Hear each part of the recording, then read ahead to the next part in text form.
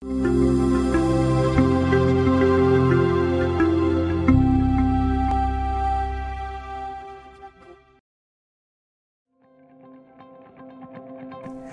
Arsnesia, siapkan dirimu untuk menjadi apa yang kamu inginkan.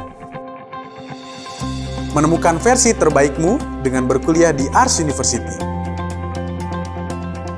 Jakarta sudah melakukan kampus yang selalu beradaptasi dan berinovasi, dan menjadi rumah terbaik untuk menemukan cita-citamu.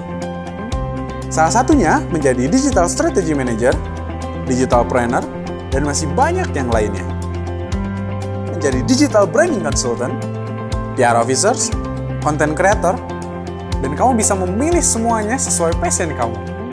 Di sini, kamu pun bisa menjadi IT Consultant, Sistem Analis, Data Scientist, dan apapun yang kamu impikan. Dan untuk kamu yang punya mimpi di dunia kesehatan, kamu bisa menjadi perawat profesional. Dan untuk kamu yang ingin berkuliah di program studi perhotelan dan pariwisata, kamu bisa menjadi managerial tour and travel, dan kamu pun bisa punya usaha di bidang pariwisata berbasis digital. Di sini, kami setia membimbing dan mendampingimu berjalan dan berlari menggapai cita-citamu. Selain itu, di Ars University ada entrepreneurs, startup, dan futars, dan juga berbagai kolaborasi menghadirkan mentor-mentor yang akan siap mendampingimu. Bagi kamu yang ingin menemukan dan mengembangkan skill terbaikmu, Ars TV hadir sebagai media kampus yang entertain dan sangat edukatif. Kita membangun mimpi, kita fokus berjuang, kita berinovasi, kita meraih cita-cita, dan kita menginspirasi. Fokuslah pada cita-citamu, wujudkan impianmu, kami mendukungmu.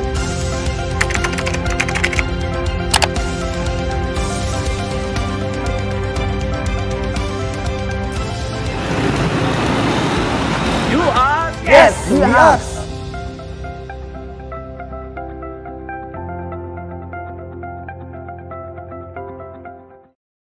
Assalamualaikum warahmatullahi wabarakatuh. Sampurasun Arsnesia. Apa kabar di pagi hari ini? Siang sekali saya Kang Dasrun. Dan di kesempatan pagi hari yang cerah ini di kota Bandung, dan mudah-mudahan di kota Anda juga cerah pagi hari ini. Dan di pagi hari ini secerah hatinya Teh Clara ya, yang akan menemani bincang-bincang di pagi hari ini. Insya Allah. Ya, apa kabar Teh Clara? Alhamdulillah baik. Alhamdulillah. Teh Clara ini nama lengkapnya Clara Novita Anggraini S.I.Com M.A. atau Magister of Arts ya, kalau nggak salah dari Universitas Gajah Mada Yogyakarta. Keren banget. Kasih apa sudah buat. Oke, kita masih langsung siaran langsung dari Ars TV ya. Dan di kesempatan pagi hari ini Arsnesia, kita akan bincang-bincang seputar tema yang sangat menarik, sangat seksi, dan masih banyak diperbincangkan di luar sana terkait dengan tema kita FOMO, FOGO, dan FONO. Perilaku mengintip perilaku komunikasi masyarakat pasca pandemi. Oi, keren. Oke. Nah, pagi hari ini kita akan bahas secara tuntas dan kita akan menguliti semua apa itu FOMO, FOGO, dan FONO bersama Teh Clara. Ya, Teh ya. Oke, Teh. Seperti kita ketahui bahwa banyak perilaku komunikasi ya, Teh, ya, pasca pandemi atau pada saat pandemi itu ada pergeseran perilaku komunikasi. Contoh, misalnya ya tadinya kita belajar secara tatap muka di kelas, lalu kemudian berubah menjadi pembelajaran secara daring, baik itu secara sinkronus dan asinkronus. Atau misalnya work from home ya, yang tadinya work from office kita harus bekerja dari rumah dan sebagainya. Nah, masalahnya Teh, sekarang ini kan apa ya, kita sudah terbiasa dengan menggunakan teknologi, bekerja dari rumah, sekolah dari rumah, kuliah dari rumah. Rasa-rasanya agak berat nih kalau misalnya kita harus beradaptasi lagi, balik lagi ke normal lagi. Harus bekerja di kantor atau work from office atau kita kuliah secara tatap muka di kampus dan sebagainya. Katanya merasakan nggak fenomena ini? Merasakan Gimana Teh? ketiganya itu saya merasakan. Kalau yang sekarang yang sedang terjadi fono ya, fear of normal. Jadi mau balik lagi ke kehidupan normal itu lumayan butuh effort yang besar. Karena saya kan orangnya introvert nih. Biasa ya introvert kan butuh waktu yang banyak untuk mencari dirinya dengan lingkungan sendirian. Gitu. Itu jadi saya bisa banget 1 minggu tidak keluar rumah, itu it's okay. Asal stok makanan ada. Betul, asal stok makanan ada. Gak ketemu orang, seminggu, 2 minggu, itu saya juga nggak apa-apa gitu. Nah, ini sekarang kita udah mau kembali normal. Nah, harus datang ke kampus, perkuliahan kan hybrid itu semester depan. Artinya ada pertemuan di kelas gitu, kemudian harus apa ya, kalau saya tuh kesulitannya mau basa-basi dengan orang gitu kan, kita ketemu kolega harus basa-basi dulu gitu. Kemudian muncul ketakutan nanti penilaian orang gimana ya gitu, oh nanti saya ngajarnya bagus atau enggak ya gitu, performance saya gimana ya dinilainya. Nah itu muncul rasa-rasa kekhawatiran begitu ya. Dan ini disebutnya tadi apa, fono ya. Ya Teh. Jadi Teh Clara pun ya saya juga merasakan perasaan fono ini, dan saya pribadi jujur, honestly saya juga merasakan fono banget. Jadi kalau misalnya saya diundang jadi pembicara, kadang-kadang saya tanya dulu, ini dari luring ya? Dari good.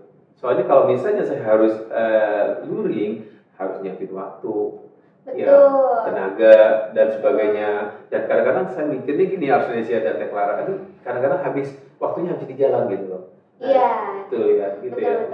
Kita harus manage waktunya beda lagi betul. Dari kebiasaan waktu belum new normal kan, belum hybrid kuliahnya, jadi kayak pagi-pagi mungkin kita bisa lebih santai gitu. Ritmenya kan udah beda. Terus sekarang udah normal, kayak kita harus mandi. Belum lagi direkonstruksi, belum lagi situasi ini atau fenomena ini direkonstruksi oleh teman-teman sekitar kita, misalnya, lo masih kuliah daring apa luring? Luring apa daring? Sering jadi belepotan. Daring, good ya. Dan gue juga masih nyaman daring. Nah, akhirnya kan kita memperkuat ya rasa fono tadi ya, karena direkonstruksi oleh lingkungan sekitar kita. Betul, malah kadang sampai berharap nanti semoga nggak banyak orang ya kayak gitu. Jadi walaupun udah bisa datang menyesuaikan, tetap ada ekspektasi yang harus juga disesuaikan dengan keadaan yang sudah kembali normal. Teh Clara, Arsnesia, sangat menarik diskusi kita. Tadi kita sudah bahas satu, fono. Lalu kalau yang fogo, Teh, fogo itu apa, Teh?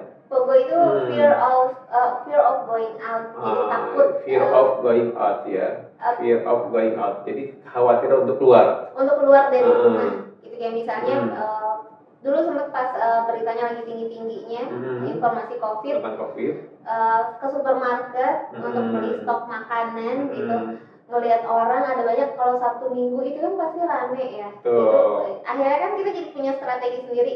Apakah ke supermarketnya hari kerja aja ya biar sepi gitu, karena ngelihat orang banyak tuh nanti gimana kalau misalnya ketempelan virus gitu, gimana kalau misalnya kena COVID kayak gitu. Ngelihat semuanya tuh kayak harus berhati-hati dan bentar-bentar kita pakai hand sanitizer. Ya itu fogo itu. Dan Teh Clara pun sampai saat ini masih ada perasaan fogo ini. Kalau sekarang fogo sudah tidak. Kemarin juga alhamdulillah berkesempatan udah bisa liburan ya. Udah bisa liburan sekarang, jadi ya udah. By the way, tes aja. Ini liburan kemana? Pulang kampung? Enggak, ke Jakarta. Jakarta. Oke. Ya, kayak Arsnesia, saya yakin Arsnesia di luar sana, di seluruh Nusantara juga merasakan hal yang sama ya. Pernah merasakan yang namanya fono dan fogo. Bahkan mungkin ada yang masih sampai saat ini masih ada perasaan fono, ngerasa udah nyaman dengan pembelajaran daring, sehingga malas nih, gua harus ke kampus, malas nih, gua harus ke Bandung, dan seterusnya. Akhirnya memutuskan diri untuk meminta orang tua tanda tangan berkeberatan untuk belajar secara luring. Bisa jadi. Kalau mahasiswa kan, kalau misalnya off kan kita nggak tahu ya. Betul. Mungkin ada yang sambil rebahan. Betul. Ada yang posisinya entah sambil makan dan lain-lain. Dan mungkin suasana-suasana ini yang membuat mereka berat ya untuk menghilangkan atau mengganti atau merubah kembali kebiasaan-kebiasaan baru pada saat pandemi atau pasca pandemi ya, Clara ya, betul ya. Nah, hal yang FOGO ini ada rasa kekhawatiran yang berlebihan ya, Arsnesia ya, Clara ya, untuk berinteraksi keluar rumah. Ya, takut misalnya, betul tadi kata Clara, kalau saya keluar rumah khawatir nanti saya pas pulang bawa virus, kasihan anggota keluarga saya dan sebagainya. Atau kekhawatiran yang berlebihan kalau misalnya saya belajar tatap muka di kampus, takutnya justru saya tidak bisa beradaptasi dengan lingkungan baru, dengan teman baru, dan sementara dia sudah nyaman dengan pertemanan secara virtual. Nah, kalau yang FOGO ini Teh Clara, jadi saya keinget banget dengan salah satu teori komunikasi. Salah satu teori komunikasi itu ada teori yang namanya kultivasi teori. Ya, jadi bagaimana realitas yang diciptakan oleh seseorang atau individu itu, apa yang dilihat di media massa, itulah yang dia rasakan di sekitarnya. Nah, ini efek negatifnya adalah itu akan muncul kekhawatiran yang berlebihan seperti FOGO ini, gitu ya. Jadi takut kalau pemberitaan di televisi mengatakan bahwa ada jenis baru virus COVID bla bla bla bla. Nah, ini muncul rasa kekhawatiran untuk keluar rumah, takut kalau misalnya dia terkena jenis virus baru ini dan sebagainya. Betul nggak, Teh? Iya. Ada juga teori agenda setting. Ya, jadi apa yang media sodorkan itu akan masuk ke diri kita, kemudian kita jadi ikut settingannya lah, apa yang diinginkan di dia gitu. Sebenarnya sebelum pandemi ini pun juga mungkin kalau saya yang mengalami itu, kalau misalnya ngedengar berita kriminal, pemerkosaan, perampokan dan lain-lain gitu. Jadi kayak pas keluar rumah kan jadinya takut gitu, kok padahal itu beritanya yang di televisi ataupun yang di YouTube bukan di daerah kita gitu. Tapi kok kayaknya dunia jahat banget ya, isinya kok semua orang-orang jahat semua gitu, sehingga menjadi takut untuk keluar rumah. Sama juga dengan berita-berita dari pandemi ini gitu, perkembangan kasus sekian, daerah mana yang udah kena Omikron, mulai muncul di mana gitu, sehingga muncul ketakutan di diri kita. Ya nggak mau keluar rumah gitu, karena nanti nggak mau merasakan apa yang terjadi. Nah, ini juga, dan padahal kan kita sekarang udah punya HP. Di HP ini muncul berita dari manapun, dan kita tidak bisa memfilter. Setiap individu setiap individu itu menjadi kontributor berita, menjadi reporter berita. Dan apapun berita yang masuk ke HP kita, dan itu pun pengalaman setiap orang bisa beda-beda banget. Dan algoritma kita kan juga dihitung ya. Jadi walaupun kayak saya penggemar K-pop, jadi YouTube saya tuh rata-rata isinya K-pop. Tapi berita COVID ini dia punya slotnya sendiri yang bisa diganggu, gitu. Sehingga kita mau nggak mau lihat, Omikron udah masuk ke Indonesia, baiklah, gitu. Kemudian jumlah kasusnya udah sekian daerah mana, itu ya balik lagi ke diri kita ya, yaitu harus mencermati banget sih itu informasi yang terjadi di mana. Berhati-hati boleh, tapi jangan sampai FOGO juga. Clara sih sebetulnya kalau kita terlalu khawatiran berlebihan itu juga nggak bagus ya, Teh. Jadi malah bisa merusak imunitas tubuh kita. Secara kesehatan. Tapi kalau dari sisi komunikasi, apa yang menjadi efek negatif kalau misalnya rasa berlebihan, ketakutan berlebihan itu? Kalau muncul ketakutan berlebihan ya tentu bisa menghambat semuanya ya. Terutama kalau komunikasi itu kan kita butuh rasa percaya diri, butuh keyakinan, kenyamanan ketika dan keyakinan bahwa kita aman gitu. Ketika kita berinteraksi dengan orang lain gitu. Sehingga gesture yang keluar pun jangan sampai jadi nggak enak. Karena kita membatasi tadi ya. Jadi yang tadinya hubungan kita baik, jadi malah jadi nggak baik ya, karena kita terlalu paranoid yang terhadap FOGO ini ya, rasa khawatir yang terlalu berlebihan. Oke, Teh Clara ya, kita akan balik lagi ya setelah beberapa informasi yang akan lewat berikut ini. Tetap di bincang-bincang modul Nusantara Arts University. Assalamualaikum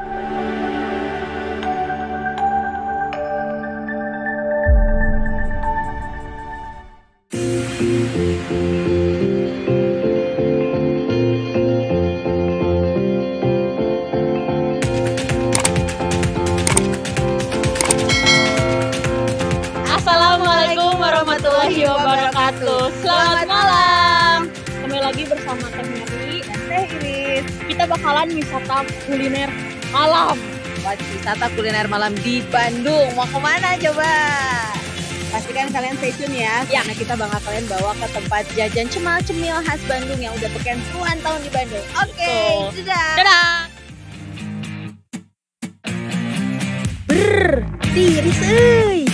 Bandung kali ini lagi musim hujan loh Arnesia. Biasanya kalau musim hujan begini enaknya wisata kuliner nih. Kira-kira mau kemana ya? Ikutin terus perjalanan kami yuk. Nah, akhirnya kita sampai juga di mana nih? Ini kita udah nyampe di Wale guys, Warung Lela. Salah satu tempat nongkrong paling legend. Teh Mary udah penasaran? Aduh, aku apalagi nih? Udah bukan penasaran, ini mah lapar. Dan juga lapar. Gimana kalau kita langsung masuk aja? Ayo kita langsung masuk Shus. aja. Let's go. Let's go. Shus.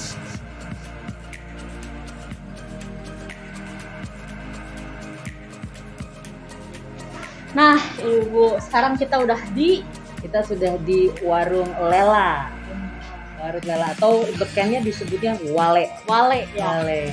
Iya. Kita kebetulan sama siapa nih, Ibu? Ini ada Pak Ci nih. Pak Ci ini jagoannya Wale nih. Waduh. Pokoknya yang pegangnya Wale udah tahu banget ya Pak Ci ya. Udah lama banget ini. Makanya kita sekarang tanya-tanya Pak Ci aja. Perkenalkan sebelumnya, jadi kita Teh Mary dan Saya Teh Iris, Pak Ci. di program acara wisata malamnya modul Nusantara kebinekaan ketiga. Mau tanya-tanya, gimana sih Pak pertamanya bisa bikin tempat keren ini, warung Wale ini keren banget. Kalau dulu kan kita kan bapak nih jualan aksesoris kayu-kayu kursi yang ambil dagang mie sama dagang 3 kilo 2 kilo habis tingkat lagi langsung pindah lagi ke atas tahun 2000-an naik ke atas terus lah tahun 97 kan lah. Dari tahun 97 tuh berarti udah berapa lama ya Teh Mer? Udah 26 26. Aku aja belum lahir. Keren banget Ya. ternyata di sini ada tempat legend. Legend banget ya, legend Iya. banget. Kalau minyak kita kan beda lah sama yang lainnya. Betul. Bisa dirasain gimana Betul, gitu ya. betul. Itu minyak jagoan banget ya guys. Nanti kalian lihat ya. Ini kita baru datang, jadi nanti liputannya kalian lihat nih minyak kayak apa ya. Rapid Pacer-nya bintang 5. Woi, Bintang 5 loh, bintang 5. Luar biasa. Setelah berbincang dengan Pak Ci, bawaannya lapar nih Arsnesia.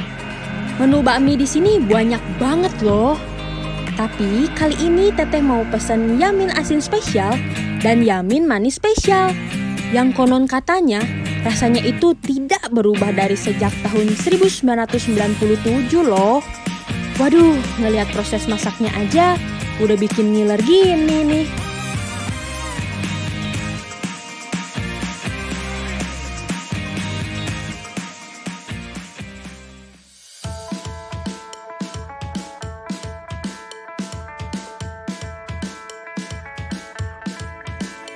Eits, jangan sampai lupa pelengkapnya. Wedang jahe dan rempah madu. Wow, bakmi Wale Legend ini benar-benar ngeunah pisan Arsnesia. Kali ini kita pamit undur diri ya. Jangan lupa saksikan kebinekaan selanjutnya. Wassalamualaikum warahmatullahi wabarakatuh. Halo semuanya, perkenalkan nama saya Rani Denada. Halo, nama saya Reni Gomez. Nama saya Nurwanita Rahmat. Saya Tessa. Nama saya Aurelia Natalia Wisu. Nama saya Lucia Octaviana Oseloli. Nama saya Nurpa Isa. Nama aku Rosmia Jamalia. Dari Universitas Muhammadiyah Kalimantan Timur. Mahasiswa dari Universitas Muhammadiyah Makassar. Saya mahasiswa dari Universitas Nusa Cendana. Dari Universitas Negeri Manado. Mahasiswi dari Universitas Nusa Cendana. Saya dari Universitas Katolik Widya Mandira Kupang. Universitas Halwaleo. dari Universitas Mula Warman. Saat ini saya sedang mengikuti kelas modul Nusantara. Batch 1, Ars University. Kelas modul Nusantara batch 1 di Ars University. Ars University. Kelas modul Nusantara bab 1 di Ars University Bandung.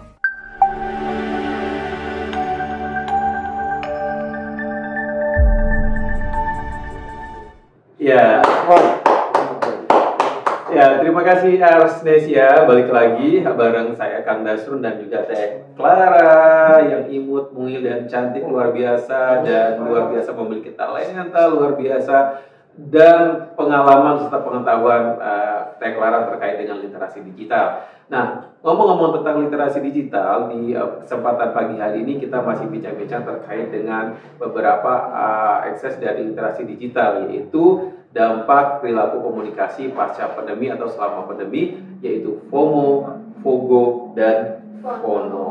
Oke, dan Arsnesia, di sesi kedua ini kita akan mengupas dan membicarakan terkait dengan FOMO ya, Teh Clara ya. Apa sih sebetulnya Teh FOMO ini, perilaku seperti apa FOMO ini? FOMO ini mendahului temennya yang dua tadi ya, jadi udah muncul duluan. Fear of missing out. Jadi ini adalah fenomena di mana ketika kita melihat konten-konten di media digital, kita merasa tertinggal. Sehingga muncul kecemasan dan bisa sampai kepanikannya sampai khawatir terhadap masa depannya kayak apa. Jadi ini memang sudah masuk ke dalam kategori dari penyakit mental baru ya, akibat munculnya internet ini. Gitu. Jadi ya sekarang tuh banyak para remaja gitu yang depresi gitu. Saya juga punya program pengabdian kepada masyarakat, pendidikan literasi digital ke guru-guru di seluruh Indonesia. Dimana kita barusan onsite ke Palembang. Nah ini lumayan nih hasil edukasinya ya. Yang tadinya postingan-postingan di media sosialnya itu pamer-pamer, ya, lagi liburan, lagi makan enak, pokoknya semua konten-konten yang terlihat happy gitu. Tapi padahal itu hanya dramaturgi. Padahal itu hanya satu momen dalam satu hari 24 jam hidupnya gitu.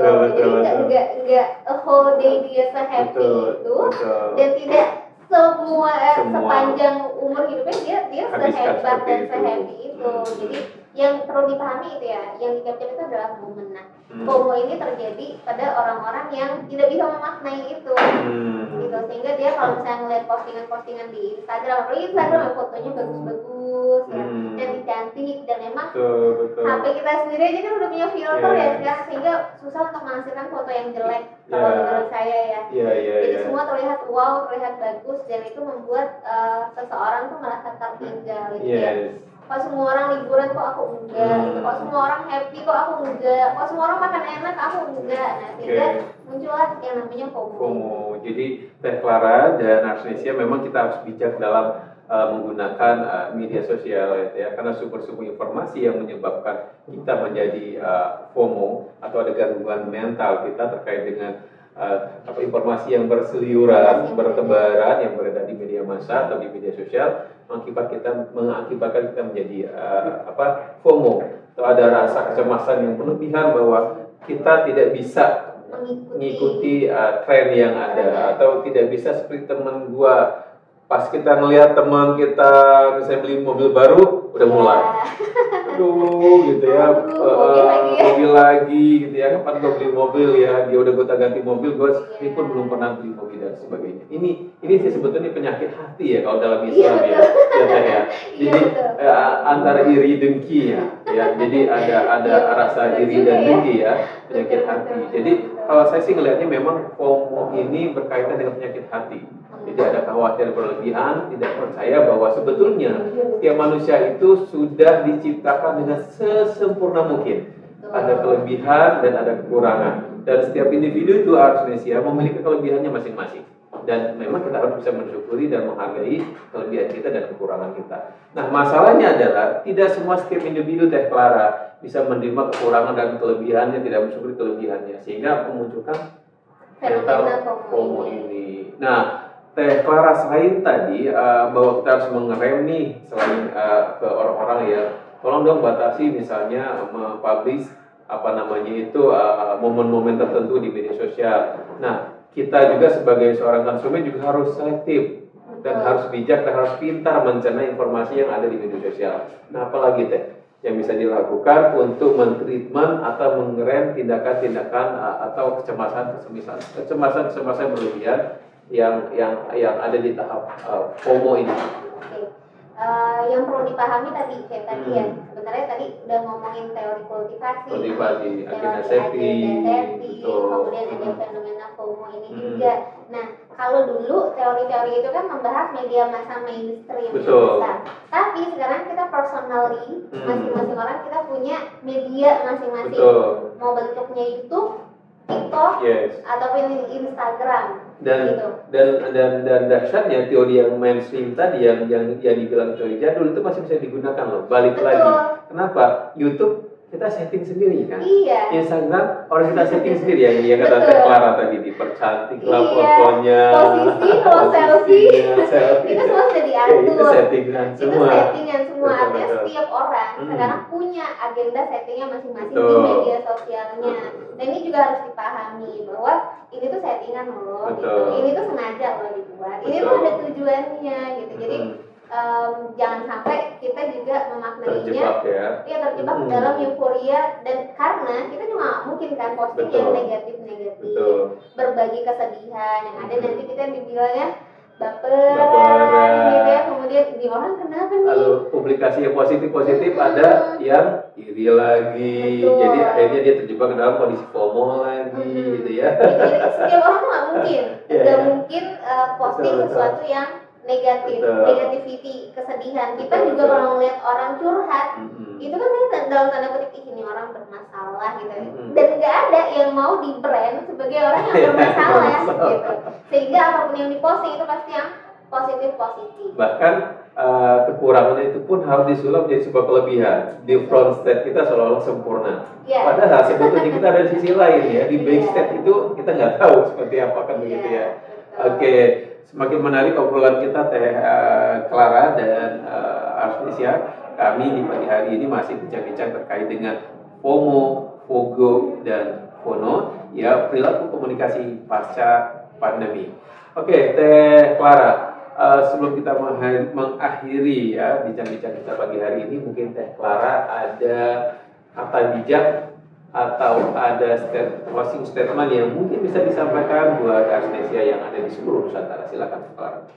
Oke, di dalam bermedia digital, apapun yang kita lihat, informasi yang kita terima, ataukah itu berita COVID, ataukah itu berita kriminal, atau postingan-postingan orang yang terlihat wow gitu, itu pasti ada maksud yang disampaikan. Gitu. Dan tadi ya kita juga nggak mungkin posting yang negatif atau yang tidak baik gitu. Ya memang tujuannya adalah cyber society, di mana kita bisa melakukan participatory culture, di mana kita saling berbagi konten-konten yang positif gitu, saling mendukung dalam kepositifan, berbagi pengetahuan dan informasi.